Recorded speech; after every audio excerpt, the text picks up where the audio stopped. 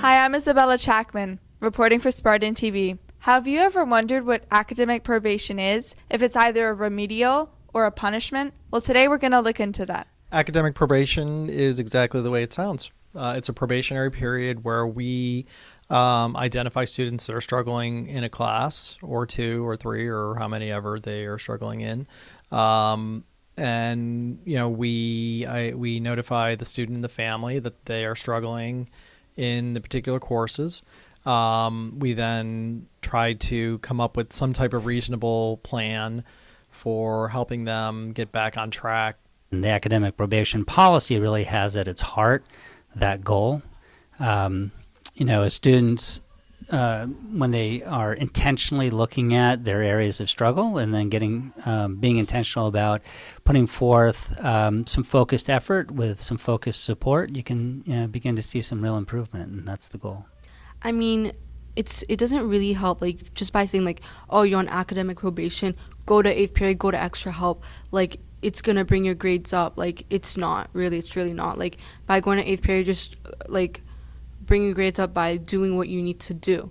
But by going to extra help, like, you need to come prepared, you need to have questions, and not everyone has questions. Like, in my case, it was just because I was just not doing well in, like, this specific class, biology, and I was just, like, not understanding anything. Since it was in middle school with Ms. Cabrera, she had a different system, I believe, than high school. So I had to get a piece of paper, and she would, like, I'd have to report back to her at the end of the week, and the teachers would have to sign it and make sure that I completed the work that I was missing, because that was, like, the biggest part that was affecting my grade. So basically they have the remainder of the semester to get the grades up to at least a 70. At the end of the term, should the student's grades not have improved and they still meet those conditions, several things can happen. First and foremost, the probation will continue until the middle of the next term. So if it's a spring probation, that would carry over into the fall of the next school year, potentially. But they could also potentially lose privileges such as athletics or theater or drama, et cetera, any extracurricular that would require a lot of time that they could be using towards, applying it to their studies. Core courses only, yes. Yeah, so math, science, history, English, world language.